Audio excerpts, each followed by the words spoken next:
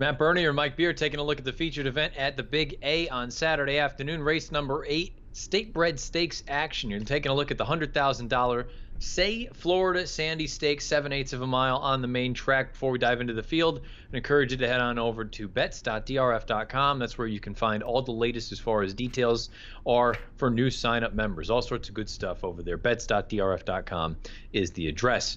Let's take a look at this field traveling 7/8 of a mile on the main track Saturday. You've got a number of interesting and quality runners in here, Mike. Gold for the King is an obvious horse, and we can start off with him. He's the 6-5 morning line favorite, beaten 3/4 of a length most recently in the $100,000 Gravesend Stakes. He is just a model of consistency. He shows up with his run. He has a little bit of versatility. I'm not going to argue with anyone that says he's the horse to beat. Yeah, I agree with all that stuff. I mean, there's not really anything to knock about him. He just tends to show up and run his race every time. As you say, doesn't need the lead, but if there isn't any pace, he'll be right up close. If he gets outrun a little bit, he'll come with a late run in his races. He's just a really nice horse, a really cool horse. I do think he's the horse to beat in this race. But I don't think it's, that's the end of the story in this field. Like, there are some very interesting horses in here, and it's not like Gold for the King can just show up on Saturday and beat this field. There are some good horses in here. There are a number of interesting runners in here. There's also potential for a big pace meltdown in this spot. Let's first things first take a look at the Timeform US pace projector. You can see Timeform US has got a bright red bar indicating a fast pace out there, and you've got a number of horses kind of vying for it. The number 1, Julkin Disco, you know what this horse's game is. It's speed on top of speed on top of speed. All 4 victories to date came in gate-to-wire fashion. I have to be honest, I'm not totally convinced about the class level. Was this one be able to handle better company going this fast this far?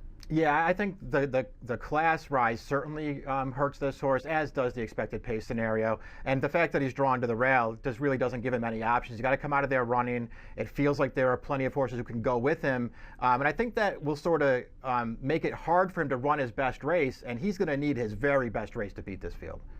Bluegrass Express, the 3-horse, at face value maybe a little bit on the light side, but it's paired up career buyer tops of 90 in each of the past 2 runs. And that most recent run on November the 24th, that was a pretty salty race. You take a look and see what some of those horses have come back to do. The runner-up, Identity Politics, earned a 95. The 3rd place finisher was the next out winner with a 103 buyer, and even the winner only came back with an 87. So the form of that race is held up. If you think the pace is going to heat up, maybe this horse works out a good trip at a big number. Yeah, he is another horse who's pretty versatile too. He doesn't need the lead, but he can be close if the pace isn't there. It feels like the pace will be there, so he'll have to do it from off it. He's a really cool horse. I do think he's in a little bit tough here. That last race notwithstanding, it was a good field, but I feel like he's going to have to run even better than he's running his last 2 starts to win this. Winston's Chance, the 4-horse, is a nice horse. He's turning back in distance pretty significantly from 1 mile and an 1/8 to 7. I guess for me, it really just boils down to, when I look at that run 2 starts back, he was humbled by Gold for the King. How are you going to make up 10 lengths? Yeah, he's got a lot of work to do. He's a really cool horse. He just shows up every time. Doesn't matter how, what the distance is, what the surface is, he runs his race. The kind of horse I can see using underneath at a big price. I think it's going to be hard for him to win. Royal Asset is in good form right now for Rudy Rodriguez. Each of the past 2 efforts, a win and a runner-up finish.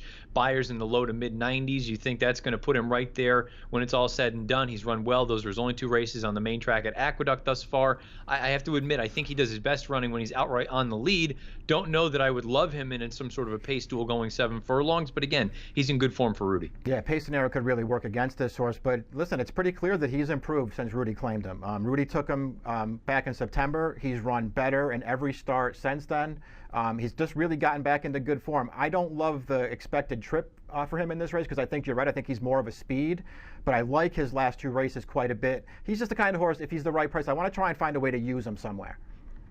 If you're talking about a pace situation, a potential meltdown, Celtic Chaos would be the one that would really appreciate it because he does his best running coming from out of the clouds.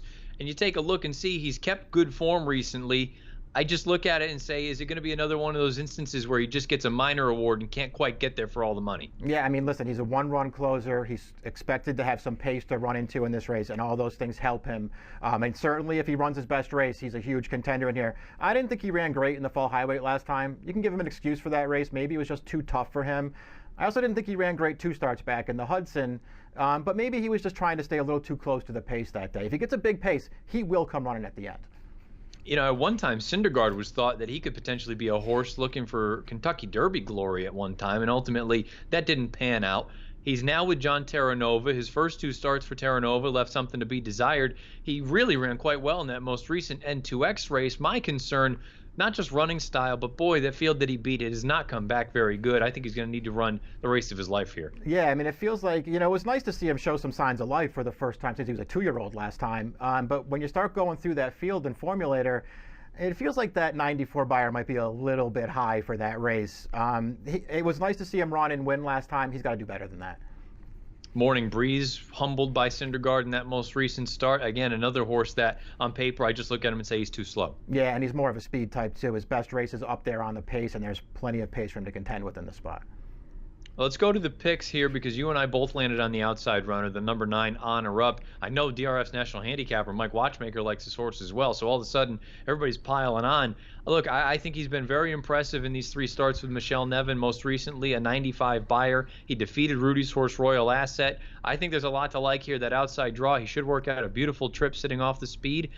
If you told me we're going to get 9-2, I like his chances. Yeah, me too. We'll see. It sounds like he's going to be carrying too much weight on Saturday. But listen, I saw everything that you saw. He started out his career like he was going to be good anyway, and it feels like Michelle Nevin got him back to dirt, got him back to sprinting. It seems like it's what he wants to do. I like his last few races quite a bit, and I like the way that he rallied up the inside last time after losing a little bit of position in that race. And if you're a formulator user, you can use so many different filters. You can go 15 different ways. Take a look at this. I'm using everything that we got. Past 5 years, dirt, winner last out, sprint races, Aqueduct, restricted or state bred company. 8 for 18, 12 in the money with a positive ROI of 207. Look, Honor Up, I think he just makes good sense. I think he works out a good trip in here at 9-2. If we get something close to that, I would take that. I would even take probably a little bit less, somewhere in that 7-2, 4-1 range. Mike and I are both going to land on the outside runner, number 9 Honor Up, in the featured event out at Aqueduct on Saturday, the Say Florida Sandy. If you're playing this race or any of the other races at the Big A, play with DRF Bets. All sorts of great deals, particularly for new sign-up members. Bets.drf.com is the address where you need to go for all the deets. Schedule post time for the 8th race at Aqueduct, just right around 4 o'clock on Saturday. Good luck.